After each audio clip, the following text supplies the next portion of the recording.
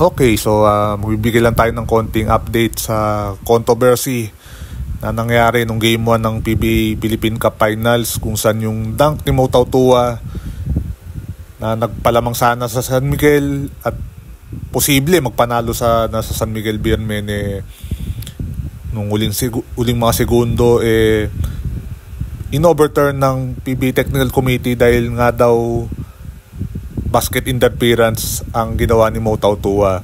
So actually buong araw nasa isip natin yan, kung siyempre sa ating trabaho paano natin isusulat, babasahin tayo ng mga reaction at kung ano pa. So nagtanong tayo sa San Miguel management kung ano ba ang next move nila, kasi nag-hint sila na baka magprotesta nga sila. And later in the day, text back si Coach Gia Banilla, team manager Gia Banilla. Sanay kasi tayo na coach si team manager Gia Banilla. So anyway, sinabi niya na yung plano sana nilang protesta hindi na nila tinuloy dahil na rin kung gagawin pa nila yon, magiging ika nga nila exercise in futility. Meaning parang kung i-interpret mo yon, mapupunta lang sa wala yung kanilang protesta dahil they claim na na-preempt nga yung kanilang plano na yan dahil after pa lang nung Game 1 nag-press con na sila Deputy Commissioner Eric Castro and Sir Bong Pascual, part ng Technical Committee. So dahil lang ganun yung tingin nila, ang hiningi na lang nila sa Technical Committee, sa Commissioner's Office ay clarification sa kung bakit yun yung naging desisyon nila na basket interference si Mo Tautua. So yun, hindi na tinuloy nga ng San Miguel ang kanilang planong protesta. In a way, tinanggap na lang nila na panalong TNT sa Game 1. Pero syempre, hindi ibig sabihin nun na nakamove on na sila. Talagang kung nabasa niyo yung storya ni Utol, ni Ruben Terrado ng Spin.ph, na-interview niya si Team Governor Robert Noon, talagang mainit pa rin ng ulo ni Robert Noon dun sa naging desisyon. At yun. But for San Miguel, siguro masasabi natin, expect natin sa Game 2 talagang meron silang gustong patunayan. Magiging rallying cry nila yan para subukang makabawi at matabla yung serye sa 1-1. So ayan, yan ang ating konting update sa kung anong ginawa ng San Miguel today. Yun nga, di sila nag-file ng protesta at yun nga, nag-clarify na lang sila kung bakit yun yung tawag. So another thing, mga siguro after lunch, we were made aware na sila Deputy Commissioner Eric Castro and Bong Pascual magiging sa programa ng hindi ko sure kung One News to o One Sports, basta sa Signal yung show nila na starting lineup. Magigess nga yung dalawang opisyal para magbigay pa ng linaw dun sa bakit yun yung naging desisyon nila. Excuse me po. So mga around 6:30 yun nag-start yung program at doon pa lang may sinabi ng clarification and correction si kanga ni DepCom Eric Castro.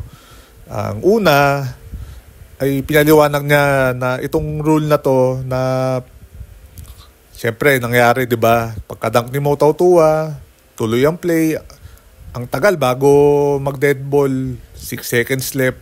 From 56 seconds to 6 seconds, dun pa lang na-review. So, ang paliwanag niya, in-effectong rule na to since 2019.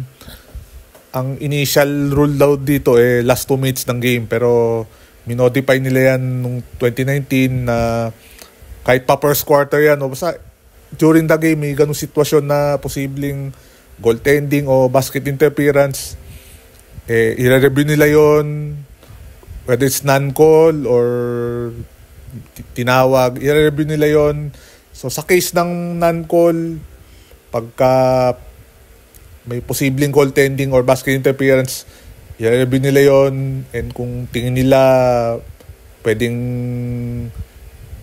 i-reverse yun sa dead ball situation, dun babaguhin yung tawag. So ayan. At isa pang point ang sinabi ni DepCom, kasi may sinabi siya nung press con, paano kung after nung dunk ni Mo Tautua, walang nangyaring, yun nga, yung jump ball nila Chris Ross tsaka ni Jordan Edding, kung walang chance na mag-dead ball situation at natapos yung laro. Doon sa press con kasi sinabi ni DepCom na pag natapos yung laro, pwedeng i-review kung legal ba o hindi yung ginawa ni Mo Tautua. So, ngayon dito sa programa na nag-guest si DepCom, kinorek niya yung sarili niya, kanga niya, na hindi ganun yung case. Pag natapos daw yung laro na walang dead ball situation, hindi na i-review ng technical committee yon. So yun lang yung kanyang malinaw na sagot doon. So pag sabihin natin 56 seconds nakascore si Mo Tautua, walang nangyaring dead ball situation at natapos yung laro, so panalo, sabi natin panalo San Miguel, hindi na i-review yun. So yun yung kanyang correction doon. Kasi syempre nung binanggit niya yun, isipin mo kung nangyari nga yun yung rule, natapos yung laro na walang dead ball, ni-review, nako, ang laking gulo yun. At mas malaking kontrobersya yun kung mamantikin natin. So yun pa yung kanyang point dun sa kanyang guesting. And then actually yung sa interview na yun, ang point nila dun, tama pa rin yung tawag nila wala namang bukod dun sa dalawang clarification and correction, talagang staying firm sila na tama yung tawag at na miss nung mga referees yung tawag. At nung that time na nakascore si Mo Tautua dun sa dunk na yun, i-review nila. They waited for the dead ball situation para i-review yun, and sa nakita nila dapat nga basket interference yun, dun sila nag-announce na yun nga, hindi counted yung dunk ni Mo Tautua. Pinaliwanag din ni DepCom yung sa tatlong referee. May isa doon na tingin niya hindi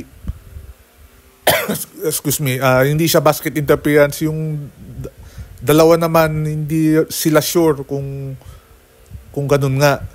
So dahil nangyari yon, walang tawag, non-call, hindi pwedeng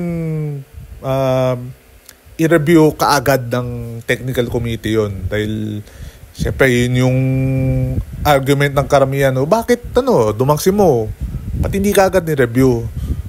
Ang explanation ng PBA na dahil non-call nga yun, or sabihin natin na miss nila yung call, quote unquote, wala kang chance to review it right away. Kailangan mo magantay ng dead ball situation bago i-review yun. So kumbaga sa explanation na yun, parang sabihin natin nagkamali yung tatlong referee. And actually si Sir Bong, parang tinanong siya, ano bang mangyayari, sanction ba yung pag-aaralan nila. Yun ang sabi ni Sir Bong Pascual. Actually ang role niya is siyang nagsusupervise dun sa pool of referees na meron ng PBA. So ayun, yun lang naman ang sustansya nung guesting nila. Ang point lang doon is yun nga, firm sila na tama yung kanilang desisyon dun sa nangyaring pagtawag dun sa dunk ni Mo Tautua na basket interference, offensive goaltending, whatever man ng tawag dun. So yun ang ano, actually yun na lang ang mga updates dun sa yun nga, controversy na nangyari nung game 1. Siguro marami pa rin ang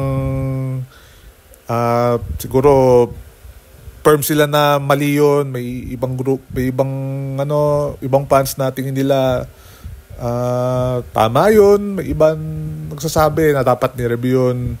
So kahit sabihin natin may mga paliwanag na hindi talaga mawawala na kung naman yung unang naging opinion nila hindi mababago yun.